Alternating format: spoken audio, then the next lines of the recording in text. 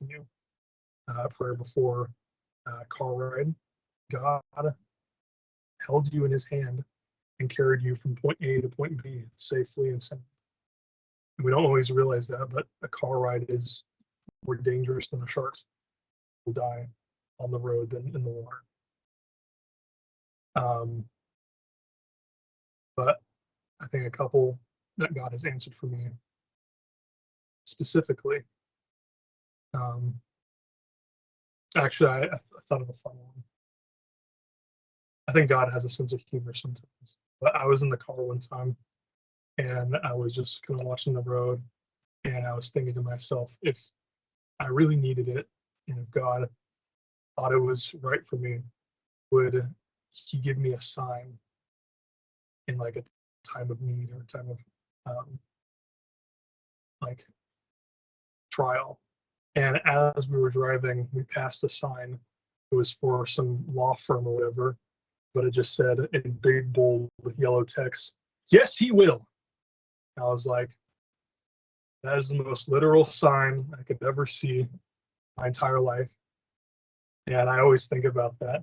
Sometimes it's really obvious, really in your face, and sometimes it's more subtle. And I think one is Sonia. Sonia has definitely been an answered prayer. I remember going into camp last year, just praying that I didn't want to have a camp ruined because I was looking for something that wasn't for me yet. And I think at that moment, I just looked at camp for fun, or to connect with God, and to not worry about all the social, who you're going to dance with and this and that. And then right when I put that all aside, God puts it right in my lap and gave me this wonderful relationship. That's two examples for me.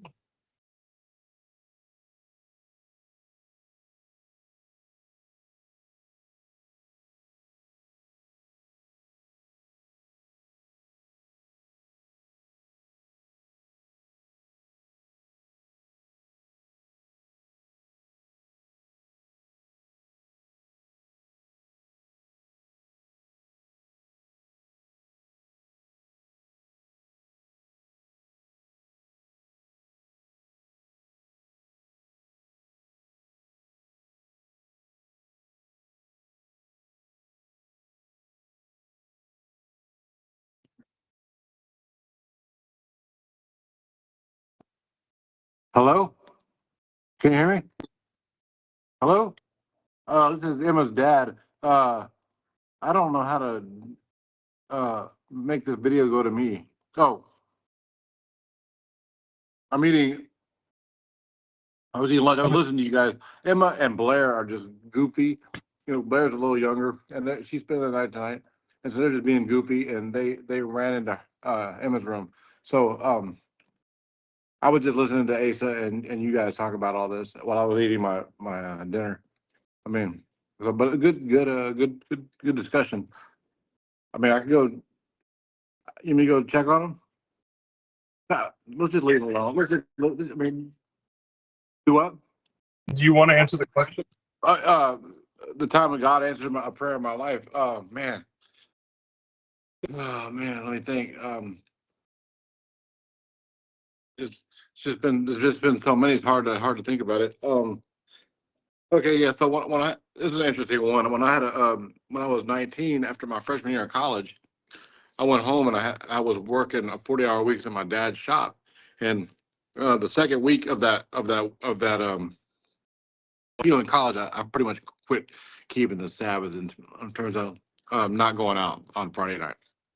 I still sometimes go to church on Saturday, but not always.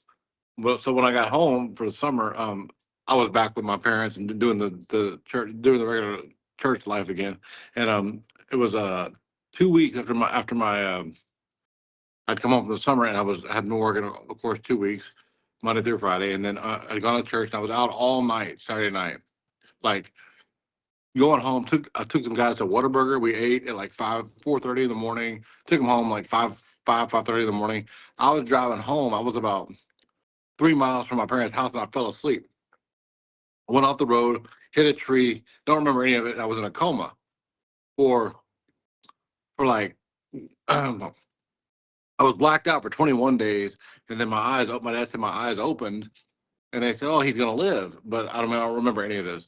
But my conscious awareness never came back. So it was like it was 40. It was actually 40 days when my conscious awareness snapped back. It was on July 4th, and so just tell you that to tell you that when I got out of the hospital, I was very like intensely called by God. The intensity of God's calling was just so it was so annoying. Like I would just sometimes I would yell at God to leave me alone to stop because it was just too much.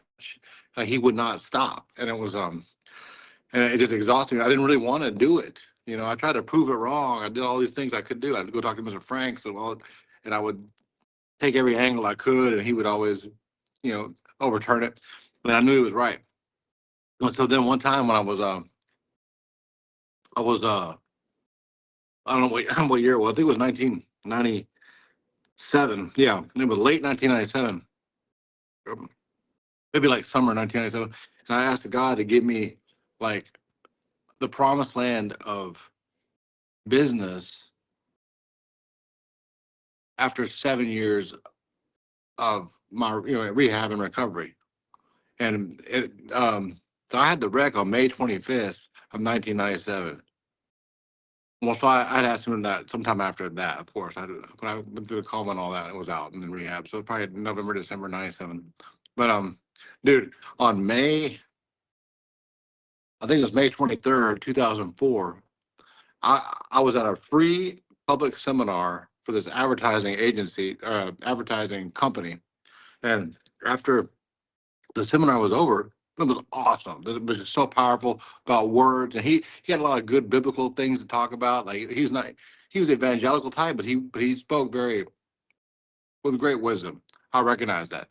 And uh after the seminar was over, he came and asked me, he said, "Do you want to be my partner in business?" And I was like, "What? What are you going to partner with?" And but I knew it was May 23rd. 19, and I remembered that what I had asked God about 7 years later, and it was like, bam. And so I felt like, and so that was a huge moment. And then that whole world opened my mind up and opened my direction up to just a better way of thinking, and had a lot to do with reading and just writing, and so that's really what spurred all that in me was that moment right there. And then for the next 7 or 8 years, I really hit it intensely, but oh, we're almost dead. Uh, so anyway, that was a pretty big answered prayer. Was just that to have get that to feel like I know that came right from God, because this guy gave me everything. He gave it to me. That's why I knew it was from God. I didn't pay for it. It was a free seminar, and then he gave me all his the wisdom and all the advertising ideas he had used to help people grow and become millionaires. He just gave it to me, and so I was like, who else could it be from? Here.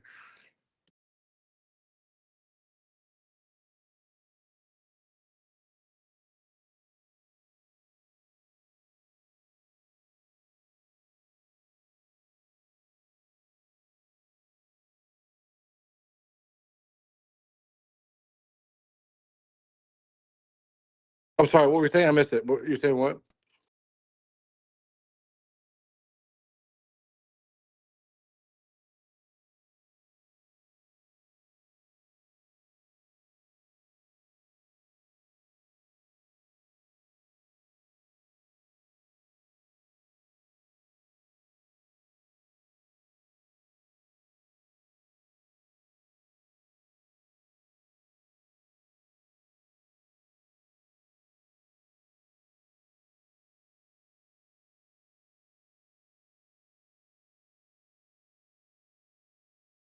Right.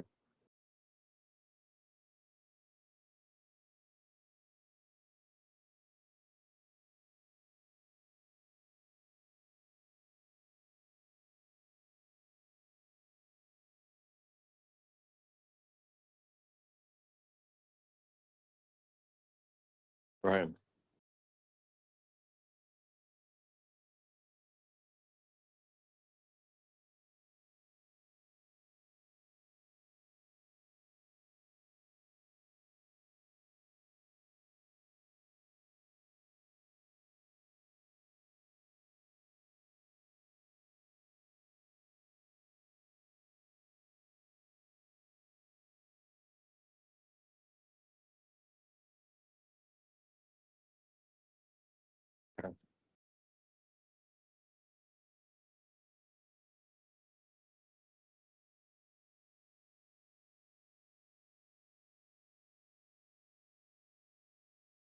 Yeah. So, yeah. So, that was the prayer. And so I think it's a good prayer. It's like, the Israelites didn't know about the promised land. So God gave them all that and just kind of gave them, directed them that way. So I asked God, well, it was a little later. It wasn't quite 1997, but I asked him for the promised land of business for me. Like, I don't know where to go or what to do. And so this was right after my car wreck, that prayer became more developed over time. It wasn't right away. Um, but but that's a good prayer for anybody in the church. I mean, especially coming out of high school or college, it's like, what do I do? Where do I go? How do I move forward in the world? And so asking God, who gives the promised land to His people, and that's it. That's His whole angle in the Old Testament was go have your own land. And so, but no, it's not. We're not going to have our own land, but it's like your own promised land of business, or like you know, it doesn't have to be business. It could be whatever is best you're suited for. So that was. And I felt like I got a real big, but I'm not doing a lot with it right now, just because I am in a way that I've learned from it, but I'm not working directly with those guys that much, even though I'm still connected. But I just I'm doing other stuff, doing more like industrial type stuff right now. But right, exactly. Well said, well said. So sorry for taking all that time. I didn't mean to.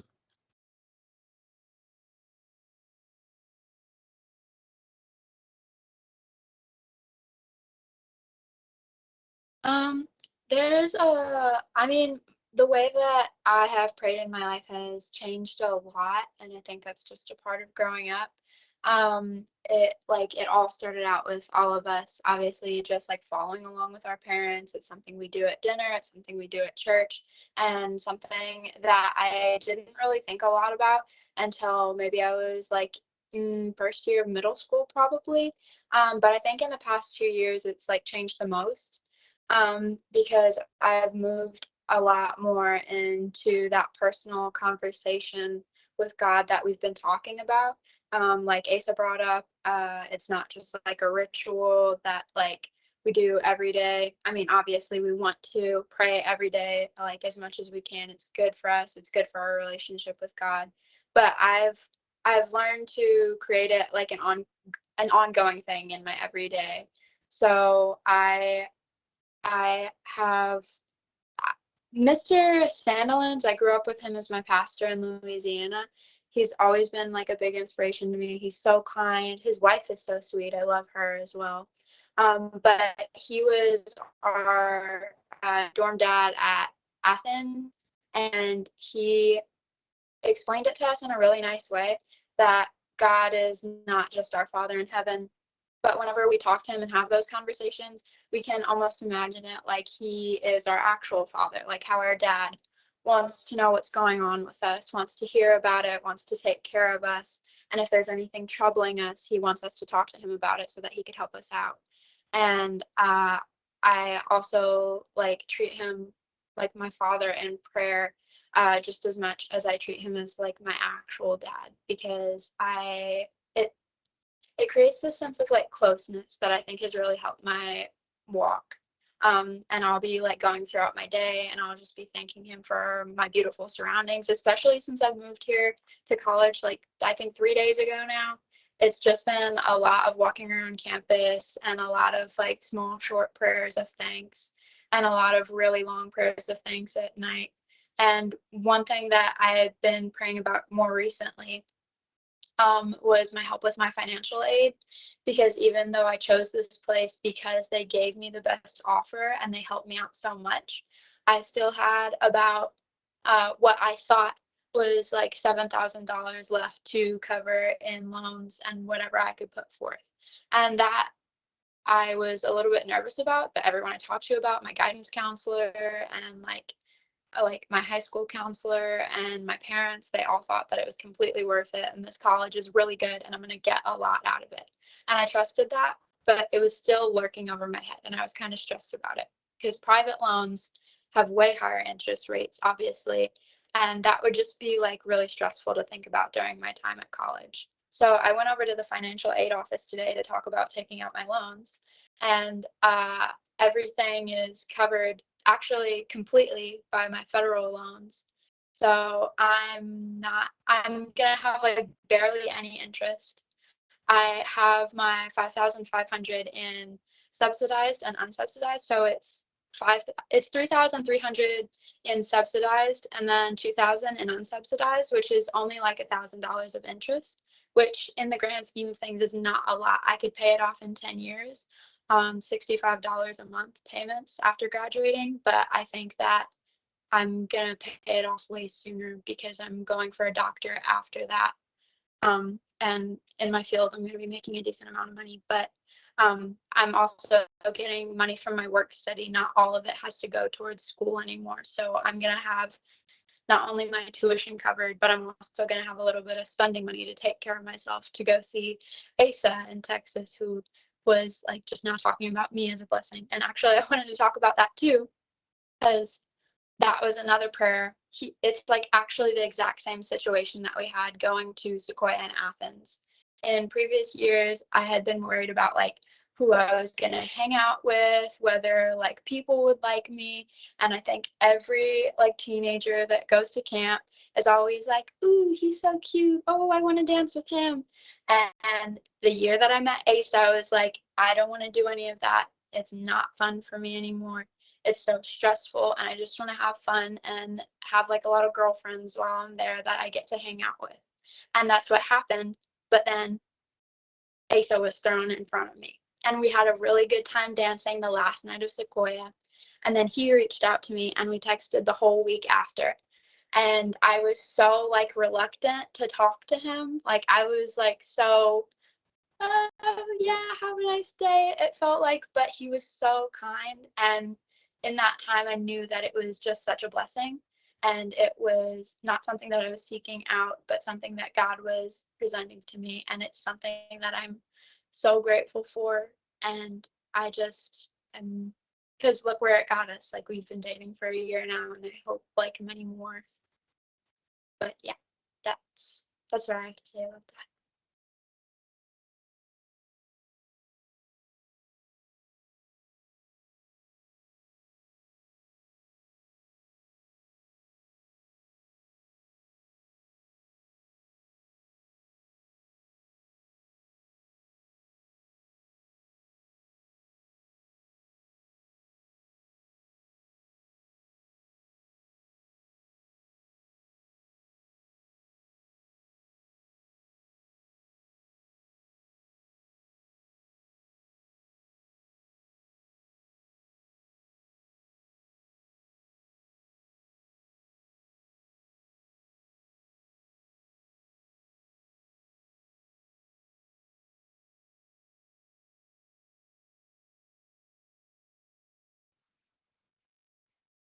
Do you want to repeat the question for It's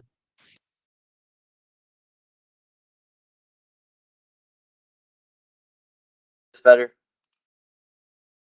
Let Benny Alright. go first. Oh, thank you, Luke. I'll be really quick for you. I don't know how I'm going to top anybody here, but I guess a personal thing that I could tell that would it's kind of hard to describe, but I feel like I'm given a lot of second chances by God. I feel like I have a tendency to procrastinate too much, and I think the blessing that I was given, and relating to prayer, when I was 13, I was very like prone to just being reckless. I was very impulsive. I'm still kind of like that today, but I don't know. I was very impulsive. I made a lot of dumb decisions. I wasn't thinking about really anything other like not even just nothing important. I really wasn't doing anything. But then when I turned like 14, I noticed a lot of I was starting to get feel aware of my surroundings, and I got really worried about the atmosphere of the situation going on in the world. and then I kind of felt like I needed something to help comfort me in a way. And I thought, maybe I should go to prayer. So I started praying every day, for every night. Um, and I usually never really cared that much back then. I really didn't care too much on it, but slowly I kind of, uh, I don't know, in a way, I prayed every night and I felt like it really started to connect to me. My biggest regret though is that it always happens really late in the game for me, because I know so many people in like church camp, they're already like going through that kind of pathway I was going to way earlier than me. And I guess it's a little bit of I don't know, I kind of feel like I wish I could have done this earlier. I wish I would have figured it out earlier, you know. And one of the blessings I was given was just the fact that I always get a second chance. I make a really bad decision, or I wait too long, I procrastinate, and then something goes wrong. But then I've given some kind of hope, whether it was my getting my driver's license, I procrastinated, I didn't care as much. I was given a second chance to try, and I tried really hard for the test. I prayed every night. I, worked really hard for it, and I was given, God blessed me with that. Same thing with tests, with my schoolwork. I guess the thing is, we can't take God for granted. I think what he gives you specially is something where we kind of have to also put in that kind of effort. And I think that's where he does give to you, because I think people expect too much, that they're just going to pray and it'll happen. God is not necessarily giving you it. What he does is he allows you that kind of pathway. If you sit around and do nothing, he's not going to just give you everything falling from the sky, but he's going to make that pathway way easier to go through, and he's going to bless you with a easier life if you actually put in that effort. And that's the magical part of God, really. It helps kind of unlock something in your soul, and it changed my life forever. I'll never, you know, I don't know. I'll just end it there. It changed my life forever, and I want to give that up for the world. Anyways, yeah, and Well, Luke, or do you want to give commentary real quick, Nolan? I think Bennett got it on that one. Yeah.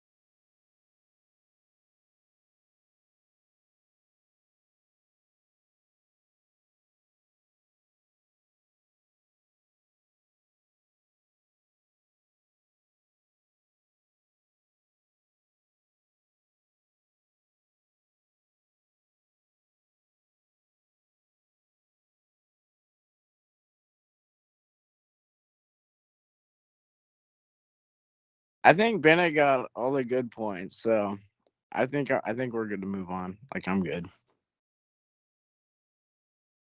Yeah, I'm sure.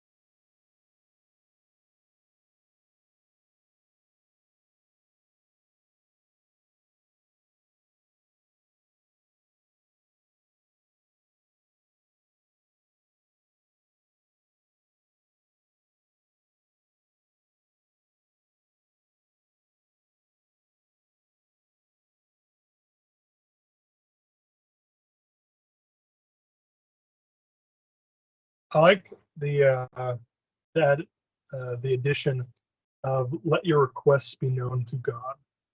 That again, uh, God knows what you are going through. He knows who you are. He knows your character. He knows your ins and outs. He knows where you've been and where you were going.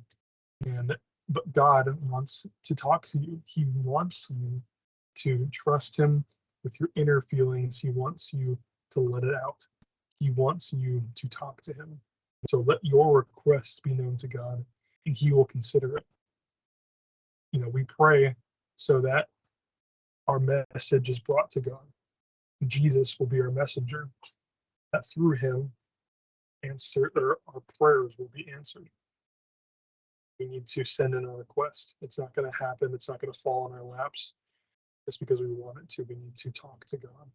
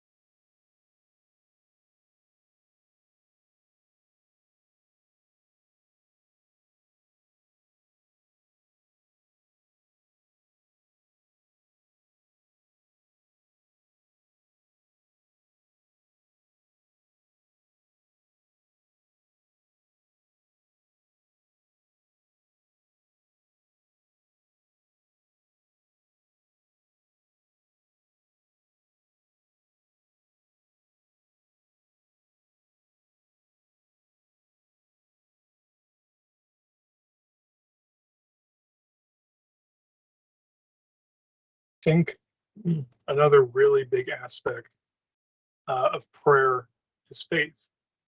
It's not only the action of talking uh, to God, or not even the action of just talking to make yourself feel better, but you have to believe that you are actually talking to your Father who is in heaven.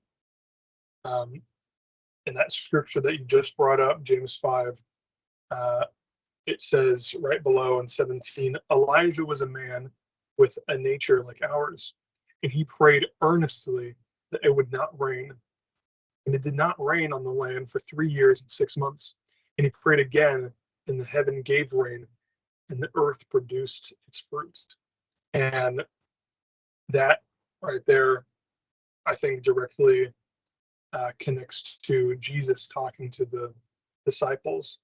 That even if your faith is as big as a mustard seed, you can tell that mountain to move, and it will move. Faith is so important when you are praying. You have to earnestly pray, you have to earnestly believe that you are talking to your Father who is in heaven.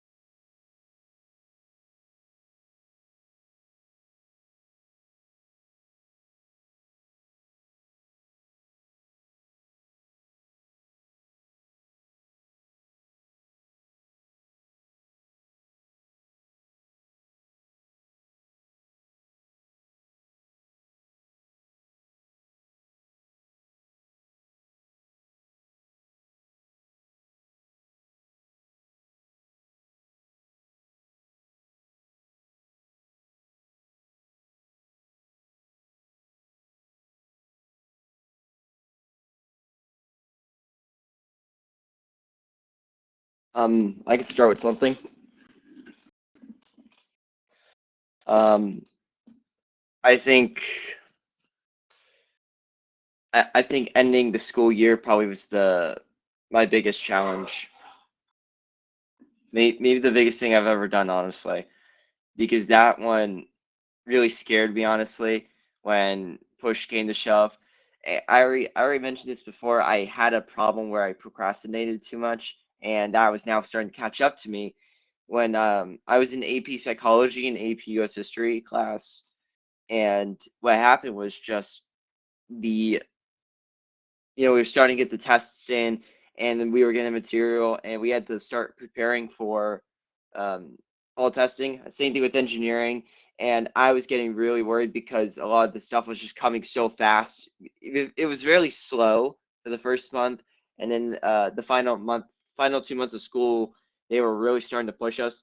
And I prayed to God every night, like Lord, help me to get through this, help me um, to basically survive this because I was getting real. I already mentioned this. I was getting really worried. I study every night, and I'm doing what was it? I have like a notebook where literally I have over 100 pages worth of content of notes I was writing down for to just pass the class. Which I thank the Lord for how He provided me. I got through all the testing. I got everything done. I am still a little upset because the first semester was a little lower than my second semester, so it kind of dropped that down a bit. I got like mostly straight A's, so I was really appreciative of that. But it did also teach me that I can't just take complacency for granted. So, I'm still praying to God still that I don't do the same thing with senior, which is why I'm gonna go into AP Statistics, AP English, AP, was it Physics Honors, AP Gov, and Econ, all the stuff, and I'm gonna continue praying that He helps me through these very difficult obstacles for me. I think to conclude from those challenges is, I think to conclude from the challenges are that it takes a lot of time, it takes a lot of practice, it takes a lot of discipline, and prayer's the number one way in how you can exemplify that the greatest.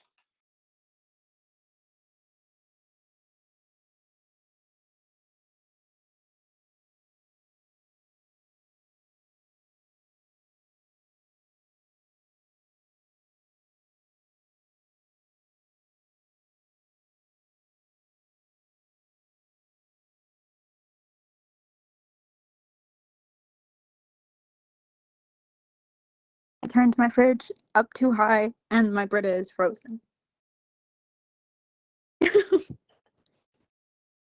Okay, anyways, y'all continue.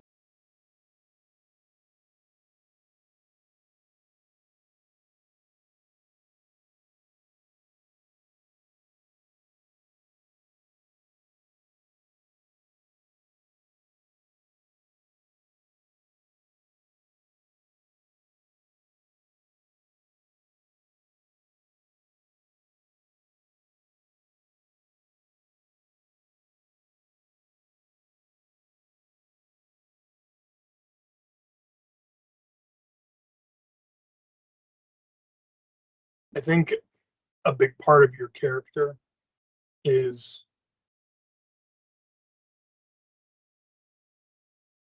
trying to figure out how to word this. I think God will definitely help shape your character. Obviously, your character is you, is how you act, is how you perceive things, it's how you react. But God, pray to Him and you ask for Him to reveal things to you. He will reveal them to you. He will reveal to you your weaknesses. He will reveal to you what gets at you, what makes you tick. And I think through that, you were able to make true change, true repentance, and the ability to develop your character. God knows again who you are, and he looks towards the inner man. He's going to allow things to happen to you sometimes so that your character does improve, so that you don't stay the same man that you were yesterday.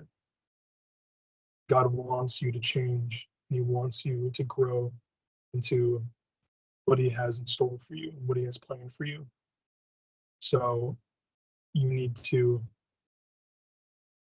pray to God about your character, about who you want to become.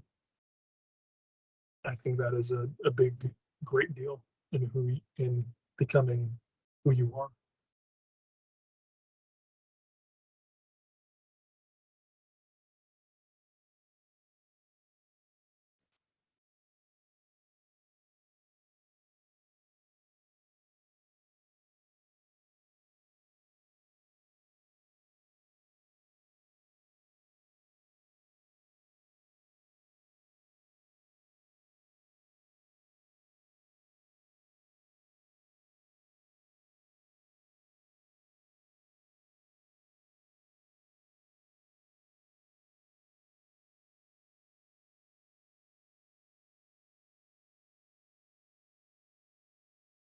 Um, I might need like a 15 seconds real quick. But yeah, I can think of something for sure. Um, yeah, okay, I got one. Okay, so when this was like a while ago, but I was having a hard time with like kind of like school, like Bennett was talking about, and some of my friends were being like not cool, and so I just prayed for help with that kind of stuff, and it helped me out. It took a lot of the stress away, so that was nice. So I think like a lot of stress relief has come from praying and stuff like that.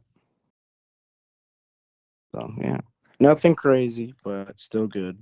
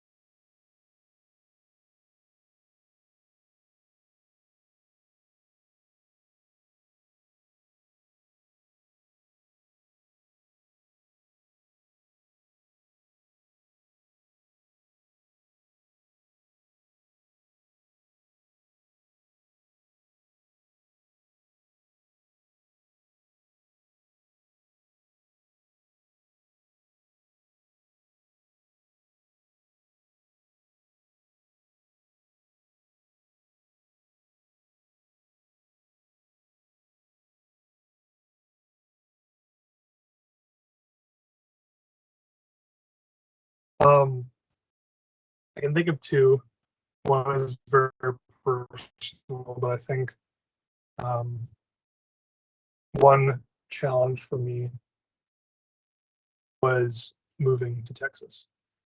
When I moved to Texas, it was like pretty much any other move.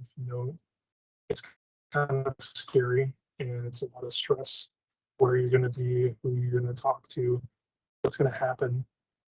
And at the time, I felt like I was leaving everything I knew. I had only started high school. I've only been in high school for 1 year. I was a freshman, and we moved. So that would be a sophomore in my high school. And all of my friends were in California, except for one huge one, which was definitely God looking up for the both of us and God watching over us. That will have within driving distance to visit and to uh, help me with the move. And obviously, he's stuck around with me. He's been there mostly my entire life, and he still is. That has been a tremendous blessing. But at the same time, I also felt like I was leaving behind all my other family. I mean, I had all my aunts and uncles, my grandparents were still in California. And at the time, there was a lot of controversy between my uh, my mom marrying my dad's half brother, my uncle, and a lot of the family did not really talk to us. Didn't really want to keep a relationship, and kind of uh, we just didn't have that close a relationship as we did when my dad was still around. So I felt I was losing a ton. Like I was, it felt like such a major loss moving to California. Well, or moving to Texas. Well, about maybe a year or so in, we had moved, we got fully settled in, and I was going to a new larger church, which gave me a lot of opportunities, a lot of places to grow, a lot of places to learn more about God. There were 2 more camps I could attend to. Lone Star in Athens, that greatly added to my character. And also, about 9 or so, almost 11 months ago, my little sister was born, Esther.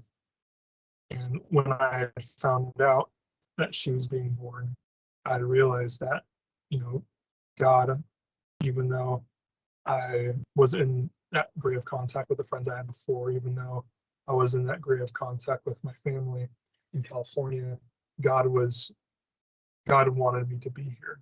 God knew where I needed to be, and He had started growing my family here, whether it be friends and whether it be my sister. And now it feels like my family is even larger than it has been before. And I thought I was losing something, but it was a great gain in environment and quality of people. And I will always appreciate and thank God for moving me to Texas.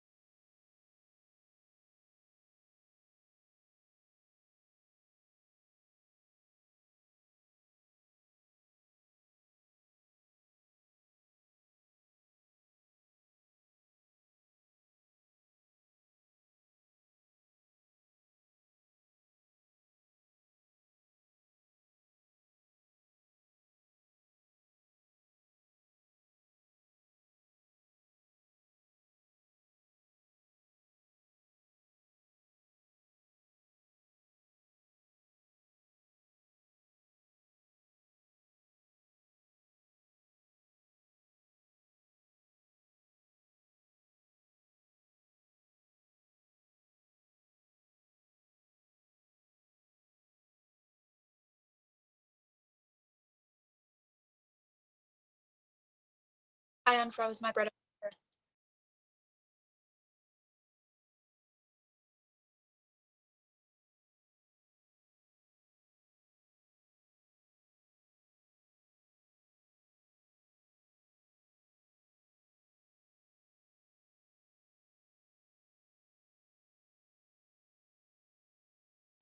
I think that I have talked about this before on this group, but like my sophomore year of high school, I went through a really bad period where my I had like a hormonal imbalance and something wasn't working quite right in my brain. I don't know what happened, but I ended up having to like go see a doctor, and I had to go to therapy and I had to go on antidepressants because I was just sad all the time. Like there was nothing wrong with my life.